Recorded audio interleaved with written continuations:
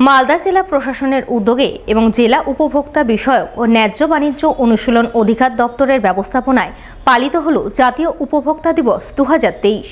শুক্রবার জাতীয় উপভোক্তা দিবস পালিত হয় মালদা জেলা শিল্পকেন্দ্রে। উপস্থিত ছিলেন জেলা শাসক নিতিন সিংহানিয়া, জেলা শিল্পকেন্দ্রের আধিকারিক মানবেন্দ্র মণ্ডল, জেলা ন্যায্য বাণিজ্য অনুশীলন অধিকার দপ্তরের আধিকারিক পার্থসারথী সাহা, জেলা উপভোক্তা বিষয়ক দপ্তরের আধিকারিক সঞ্জয় প্রামাণিক সহ অন্যান্যরা।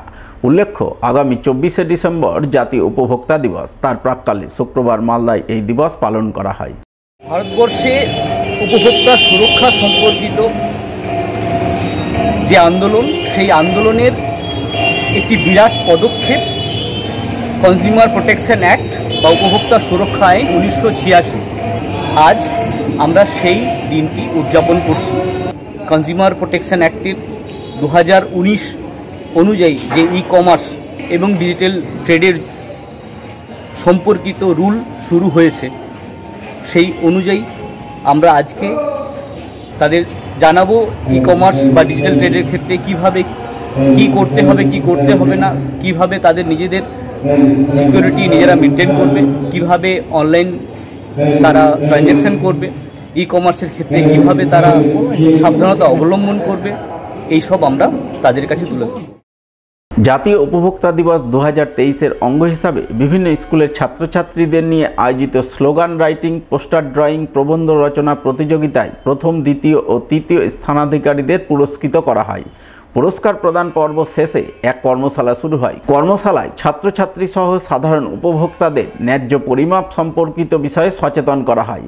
সেই সঙ্গে ই-কমার্স এবং ডিজিটাল ব্যবসার যুগে উপভোক্তার সুরক্ষা নিয়ে আলোচনা চলে বলে জানা গেছে। তো আমি এটা বলতে চাইবো যে কনজিউমার অ্যাফেয়ার্স দপ্তর নিয়ে আমরা কিন্তু খুব সজাগ আছি এবং অনেক ইনিশিয়েটিভস এই দপ্তরের পক্ষ থেকে পুরো টিম আমাদের গ্রাউন্ড লেভেলে নিচ্ছে। যে বাটখারাগুলো আছে তার স্ট্যাম্পিং করতে হয় প্রত্যেক বছর, এবং স্ট্যাম্পিং করে দেখতে হয় যে বাটখারা যে আছে অরিজিনাল আছে কিনা, তার মধ্যে তার ওজন যেটা 1 কেজি যদি লেখা আছে সেটা 1 কেজি আছে কিনা, যদি থাকে তবে আমরা স্ট্যাম্পিং করি। আপনাদের অনুরোধ থাকবে যখনই আপনি কেনাকাটা করতে যাবেন, সেটা আপনি সবজি বাজারে যান, মাছ বাজারে যান, মুদিখানায় যান, প্লিজ মাঝে মাঝে চেক করবেন, জিজ্ঞেস করবেন দোকানদারকে আপনার রাইট আছে যে সেটা স্ট্যাম্পিং করা আছে কিনা আমাকে দেখো। যদি না করা থাকে আপনি ইমিডিয়েটলি আজকে যে একটা আমরা নম্বর দেবো আপনাকে, সেই নম্বরে আপনারা কমপ্লেইন করবেন, আমরা কিন্তু অ্যাকশন নেব। পুরাতন মালদার কালুয়াদিঘি কিষাণ মার্ডি সরকারি ধান ক্রয় কেন্দ্রে ধান ক্রয় নিয়ে উঠে এলো বিস্তর অভিযোগ। কৃষকদের কাছ থেকে অত্যাধিক পরিমাণে ধলতা কাটা ধান লোডিংয়ের টাকা সহ উঠল ফরেদের দৌরাত্মের অভিযোগ।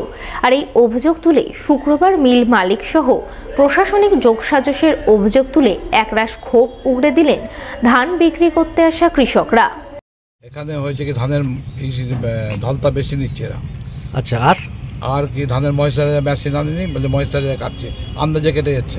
মনে হচ্ছে কি সব গেম হচ্ছে, কি বলবো, এর সঙ্গে সকল সেটিং আছে, কিছু একটা ব্যাপার আছে, না হলে কেনই করবে। পুলির পয়সা লাগবে না, এখন পুলিরও পয়সা নিচ্ছে আর ধলতা নিচ্ছে, ময়েশ্চারাইজার মেশিন মাপার সে মেশিনটা আনেনি। এদিকে শুক্রবার কালুয়াদিঘি কিষাণ মার্ডির ধান ক্রয় কেন্দ্রে এদিন পুলিশ একটি ধান বোঝাই লরি আটক করে। লরিতে বোঝাই ধান কার রয়েছে, তিনি প্রকৃত কৃষক নাকি ফরে, তা খতিয়ে দেখতে কাগজপত্র দাখিল করতে বলে। এ নিয়ে সাময়িক উত্তেজনা ও চাঞ্চল্য তৈরি হয়। যদিও পরে এক ব্যক্তি দাবি করেন লরিতে বোঝাই ধানের মালিক তিনি নিজে একজন কৃষক। এবছর তিনি তার জমিতে মোটা ধান চাষ করেননি, তাই গ্রামের 4 জন কৃষকের কাছ থেকে ধান কিনে সেই ধান বিক্রি করতে এসেছেন। কয়জন চাষি আপনারা? 4 জন। ছিল কজন? হ্যাঁ, ছিল কজন এখানে? আমরা 4 জন। 4 জনই উপস্থিত হয়েছেন। কত কুইন্টাল ধান ছিল এখানে? আমার ছিল 31 কুইন্টাল। টোটাল ধান কত ছিল? 120 কুইন্টাল। বলছে এগুলো সব মানে হয়েছে, কালবাজারে ধান এসছে। হ্যাঁ, এটা 4 জনের কাছ থেকে একজনই নিয়েছে, এই কারণে ধানটা আটকানো হয়েছে। আপনারা কি ফয়রাকে দিয়ে দিয়েছিলেন ধানটা? না, আমরা গ্রামে ধানটা কিনেছি। আমরা সুধা ধান চাষ করি, সে ধান মান্ডিতে নিচ্ছে না। কার্ডটা যেন চালু থাকে, ল্যাপস না হয়, যার কারণে আমার এই ধানটা কিনে নেওয়া। এই সমস্ত ঘটনাকে ঘিরে যখন কালুয়াদিঘি কিষাণ মার্ডির ধান ক্রয় কেন্দ্রে উত্তেজনা তৈরি হয়, ঠিক তখনই সেখানে পরিদর্শনে যান মহকুমা খাদ্য নিয়ামক। তিনি কৃষকদের যাবতীয় অভিযোগ খতিয়ে দেখেন এবং নিয়ম মেনে ধান ক্রয়ের জন্য প্রয়োজনীয় নির্দেশ দেন। আমাদের এখানে একটা খবর হয়েছে যে ট্রাক এসছে, তার ড্রাইভার নেই, ঠিক আছে। তো পরে চাষি এসেছে, চাষিদের কাছ থেকে আমরা পুরো ভেরিফাই করছি, তাদের থেকে এনকোয়ারি করছি যে সে আজকে আদৌ স্লট আছে কিনা, ঠিক আছে। সেগুলো ভেরিফাই করার পরে তারপরে পারচেজ করা হবে। আমরা কোয়ান্টিটিও দেখলেন কি যে চাষি এসছে, তাদের স্লট আছে, দুজনের দেখলাম।